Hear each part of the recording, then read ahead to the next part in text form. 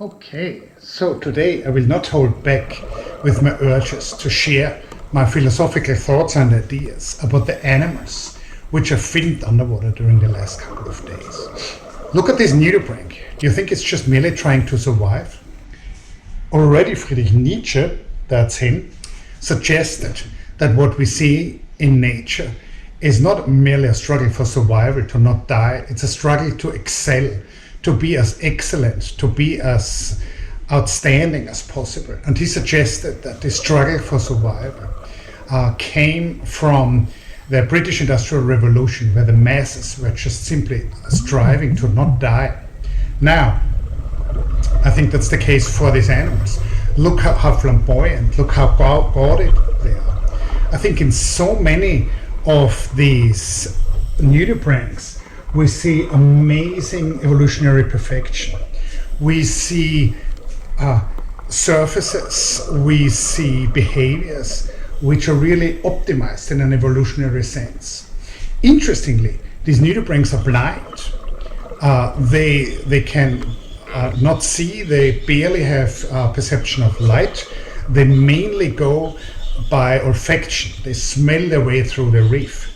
Now, why these splendid colors and why these unusual patterns on their bodies? So these are not signals for other nudibranchs.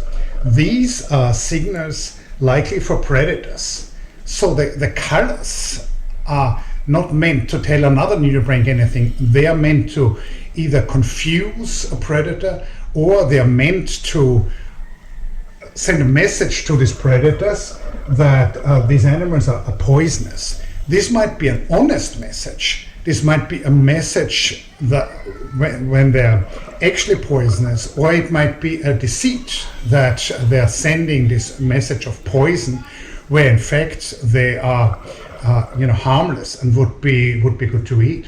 So how does all of this work? Which brain circuits are being messed with in the brains of these potential predators? Which neuronal circuits are activated? Which ones are deceived? So many questions when just looking at a few, what you would think mere sea slugs.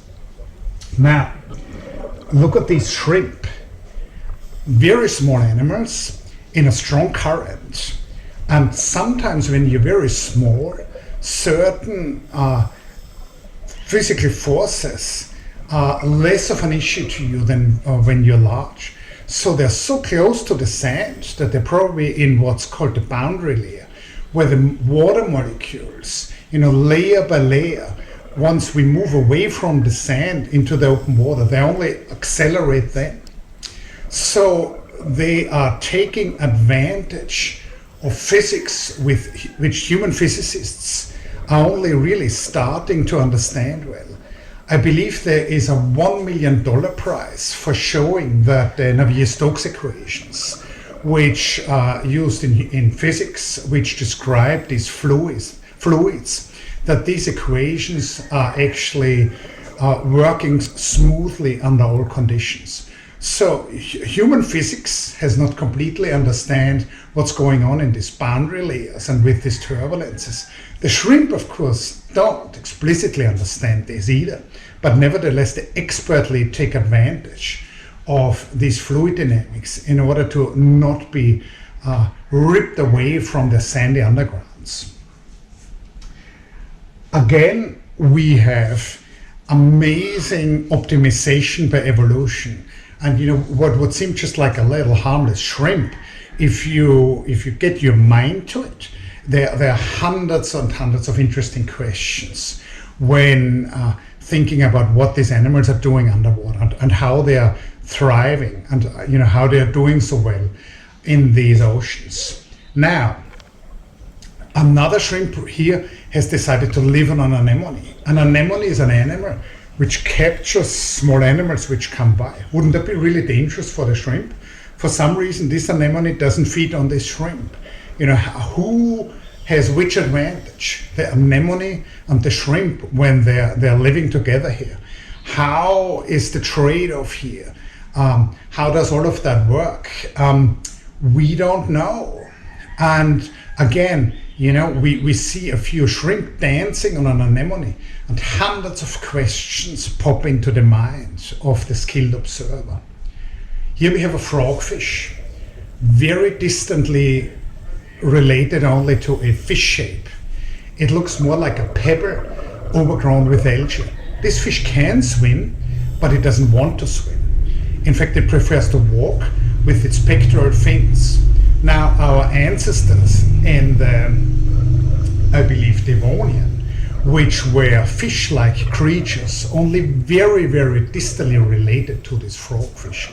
They also learned to use their fins to walk, and eventually they stepped onto land. The common ancestor of these early land-dwelling fishes and these frogfish absolutely wasn't a walking fish. So this is an example of convergent evolution. Again, we have a tiny little fish which stumbles over the sand. Lots of interesting points in evolutionary biology pop into the mind of a skilled observer. This to me is one of the thrills of diving. There is the weightlessness, there's just the sheer beauty of all the things we see on the reef. But each and every one of these animals and their behaviors and their interactions let interesting facts and connections and new questions in ecology and evolutionary biology pop into my head when I make these observations. Now, here we're looking at the seahorse. The seahorse has also evolved very far away from a typical fish shape. It doesn't look like a tuna or a trout anymore at all. Instead, it has a body encased in armored bony plates. It has eyes which move independently, much more like those of a chameleon. And it has a mouth which is really more of a pipette. So if we look at these animals here, then these are ghost pipefish. These are seahorse relatives. They have evolved even further away from this typical fish shape. Now, how would these seahorses look at a trout? Would they even recognize it as a kin? I believe not. I believe they would probably look at such a conventional fish like we look at mice and rats. They would probably think of a tuna or a grouper as some kind of simpleton, as a less sophisticated fish, and they would probably look at themselves at some kind of peak evolutionary achievement in the world of fishes. Now, I hope you have enjoyed these ramblings and these thoughts. The title of today's video refers to my favorite documentary director, who is, of course, Werner Herzog. And he combines very clever and insightful observations with a colorful language and with a lack of inhibition of keeping these on speculations and these observations to himself. So sometimes the world of academia is too subdued, and a public intellectual like Herzog is often really speaking both from his intellect as well as from his passion. I've looked at some of my older videos, and I think that the narrations in my videos should have a little bit more Herzog-like color and zest. So I hope you enjoyed that, and see you next week.